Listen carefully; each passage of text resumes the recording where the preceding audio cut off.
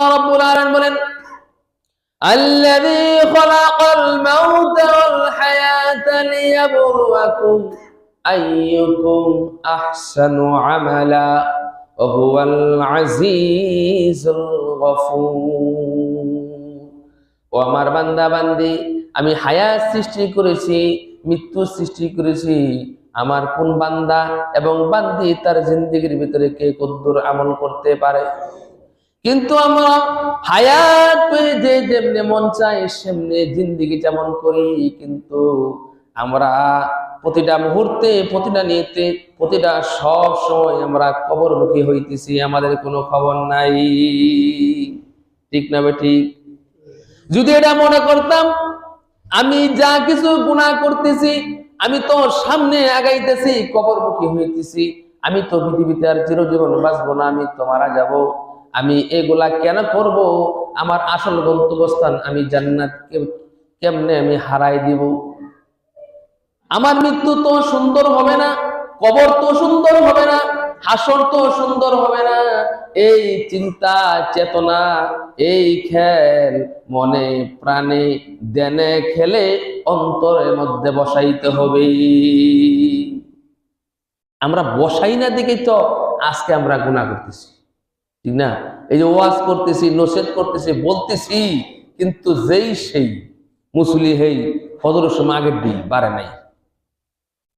কেন? আল্লাহ বলেন সায়াযাক্কারু মান ইয়াখশা, আমি আল্লাহ রাব্বুল আলামিনকে ভয় করবে ওই ক্ষণে বুঝবো। আমার কথা শোনা মাত্র ওই বান্দা ভয় করতে থাকবে। ওই বান্দা যদি ভয় করে তাহলে আমি মনে করব ওই বান্দা এখন আমাকে স্মরণ করেছি। এই যে আলোচনা করতেছি, জায়গায় জায়গায় আলোচনা হয়, কোরআন এবং হাদিসের আলোচনা করা হয়, বারবার বুঝাইতেছি, কিন্তু গুনাহ থেকে বাঁচতে পারতেছি না। কারণ একটাই, যে দুনিয়ার লোভ লালসার ভিতরে হাবুডুবু খাইতেছি আর দুনিয়ার লাভ বুঝতেছি, কিন্তু আখিরাতের লাভ আমরা বোঝার চেষ্টা করি না। ঠিক না বেঠিক? এই জন্যই আখিরাতের লাভ বুঝি না, আর বুঝি না দিকেই তো করি। ও আল্লাহর বান্দা বান্দি, তুমি গোপনেও গুনাহ করতে পারো না, প্রকাশ্যেও গুনাহ করতে পারো না। কারণ পৃথিবীর বুকে যদি কেউ না দেখে, কিন্তু আল্লাহ তো দেখে। আল্লাহ তো জানে তুমি বান্দা বান্দি, তুমি গভীর রজনীর ভিতরে একা একা ঘরে বসে তুমি কি করো। ঠিক না বেটি? তোমার বিবাহ হয়েছে, স্বামী হয়েছে, স্বামী তোমার বাসায় নাই, তুমি অন্য একজন পুরুষের সাথে তুমি মোবাইলে কথা বলো। তোমার যদি ভয় থাকতো আমি আমার স্বামীকে ঠগাইতেছি, আমার স্বামী জানে না, সমাজেও ঘৃণা করবে, স্বামীও ঘৃণা করবে, আমি আরেকজন ভিন্ন পুরুষের সাথে মোবাইলে ঘন্টার পর ঘন্টা কথা বলি, কবিরা গুনাহ কামাই করতেছি। তোমার ভিতরে যদি ভয় থাকতো তাহলে স্বামীকে রেখে অন্য পুরুষের সাথে তুমি মোবাইলে কথা বলতে পারতা না। ঠিক না বেঠি? তোমার ভিতরে যদি ভয় থাকতো তোমার স্ত্রী ঘরে রেখে আরেকজনের স্ত্রীর সাথে তুমি কথা বলতে পারতা না। কারণ তোমার ভয় নাই, তোমার হায়াতে জিন্দেগির কথা তোমার মনে নাই। অথচ তুমি সামনে অগ্রসর হচ্ছ কবরের দিকে। তোমার হায়াত যদি 50 বছর দিয়ে থাকে, প্রতিটা সেকেন্ডে সেকেন্ডে তোমার ওই হায়াত থেকে বিয়োগ হইতেছে, কেটে যাচ্ছে, কিন্তু তোমার খবর নাই। দুনিয়া রং তামসা, আনন্দ উল্লাসের জন্য তুমি আখিরাত হারাইতেছ, কিন্তু তোমার হায়াতের খবর তুমি রাখো না। আল্লাযী খালাকাল মাউতা ওয়াল হায়াতা লিয়াবলুয়াকুম আইয়ুকুম আহসানু আমালা। আল্লাহ রাব্বুল আলামিন বলেন আমি হায়াত সৃষ্টি করেছি, মৃত্যু সৃষ্টি করেছি, আমি দেখতে চাই কোন আমার বান্দা বান্দি কে কদ্দুর আমল করে আমার কাছে আসতে পারো। এই আয়াতের অর্থ এটাই, কে কদ্দুর আমল করে। আমরা তো আজকে এই আমল করার মধ্যে প্রতিযোগিতা নাই, আছে গুনার মধ্যে প্রতিযোগিতা। আল্লাহ বলেন ফাস্তাবিকুল খায়রাত, তুমি নেক কাজে প্রতিযোগিতা করো। এক লোকের জিজ্ঞাসা করে যে তোমার স্ত্রী তো দেখলাম গানের মধ্যে নাচলো, সেরকম দেখা গেল। হ্যাঁ, এক লোকের জিজ্ঞাসা করে লোকেরা যে তোমার স্ত্রী গতকালকে দেখলাম মঞ্চে, গানের মঞ্চে যে নাচা নাচছে, যে ড্রেস দেখলাম সেরকম। তুমি ভাগ্যবান, তোমার বউ খুব ড্রেস দিতে পারে, খুব নাচতে পারে। অন্য লোকটা খুশি হয়ে গেছে, আর আমার বউর সুনাম করলো রে, কত সুন্দর। বউর আদর করে খাওয়া, তোমার কথা প্রশংসা করছে, তুমি খুব সুন্দর নাচতে পারো। আরেক লোকেরা জিজ্ঞাসা করছে যে তোমার বউটা অনেক ভালো। কেমনে?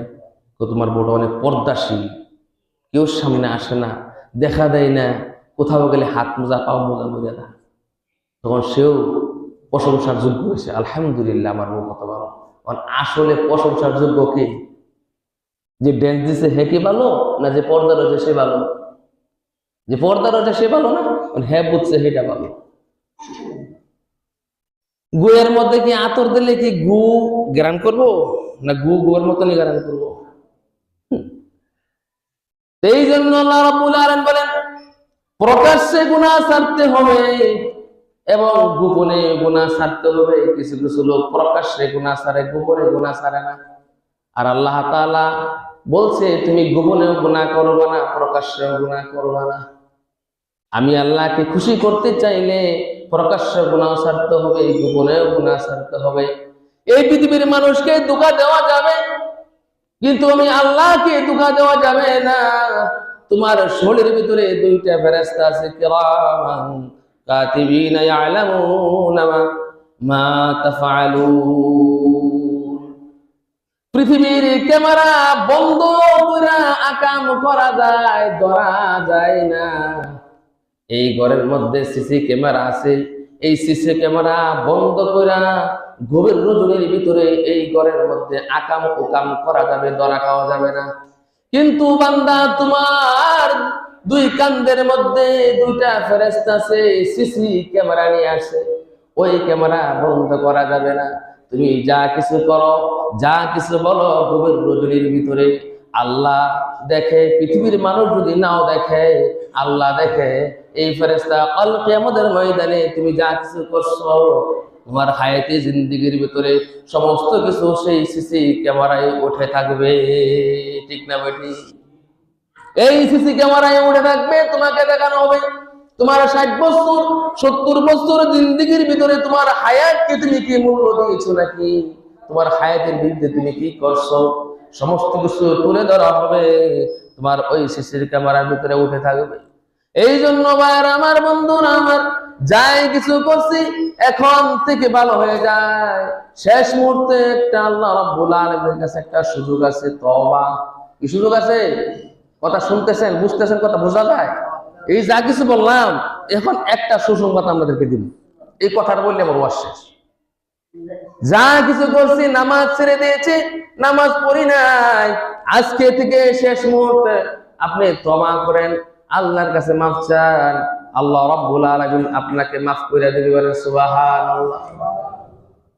আল্লাহ পাক মাফ করে দিবে। যে তুমি যা কিছু করছো, এখন তুমি আমার কাছে আসো, আমি মাফ করে দেব। কারণ আল্লাহ দয়াশীল, গফুরুর রহিম আল্লাহ রাব্বুল আলামিন। কিন্তু গুনার ভিতরে যেন চলমান না থাকি, গুনাহ থেকে বেঁচে আসি, আল্লাহ রাব্বুল আলামিন মাফ করে দিবেন। সাদ্দাত এই পৃথিবীর ভিতরে সবচেয়ে 4 জন রে সারা পৃথিবীর আল্লাহ রাব্বুল আলামিন বাদশা বানাইছে। তার মধ্যে 2 জন মুমিন, 2 জন হলো কাফের। একজন কাফের নাম হলো বুখতেনাসার সাদ্দাত। সে কাফের, সারা পৃথিবীর বাদশা আল্লাহ রাব্বুল আলামিন তাকে বানাই দিয়েছে। সে এত জালেম ছিল, এত অত্যাচারী ছিল, এত জুলুমকার ছিল, আল্লাহ তাআলা তাকে এত ক্ষমতা দিয়েছে। সে জান্নাত বানাইছে, জাহান্নাম বানাইছে।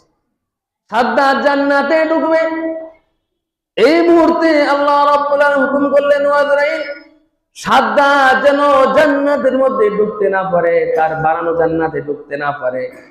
এই মুহূর্তে জান্নাত কবজ করে নিয়ে আসো। আজরাইল জান্নাত কবজ করার জন্য সাদ্দাতের কাছে আসছে। তাফসীরের মধ্যে আসছে, সাদ্দাতের মুখের দিকে রহমতের নজর দিয়ে আল্লাহ পাক তাকায় রইছে। সাদ্দাত যদি এখনো বলে, ওগো আল্লাহ, আমি অন্যায় করে ফেলেছি, জুলুম করে ফেলেছি, ভুল করে ফেলেছি, ওগো আল্লাহ, আমি তো তোমার গোলাম, তুমি তোমার আল্লাহ, আল্লাহ গো তুমি আমারে মাফ করে দাও। তাফসীরের মধ্যে আসছে আল্লাহ তাআলা সাদ্দাদ যদি এই কথা বলতো, আমি রহমতের নজর দিয়ে তাকাই বেশি সাদ্দাদের মুখে দেখে, ওই মুহূর্তে যদি সাদ্দাদ আমার কাছে সিলিন্ডার হইয়া তওবা করতো, মাফ চাইতো, তাহলে আমি আল্লাহ রাব্বুল আলামিন সাদ্দাদকে মাফ করে দিতাম। এই জন্য শেষ তওবা করেন, যার গুনাহ করবো না, এখন গুনাহ থেকে সরে আসে।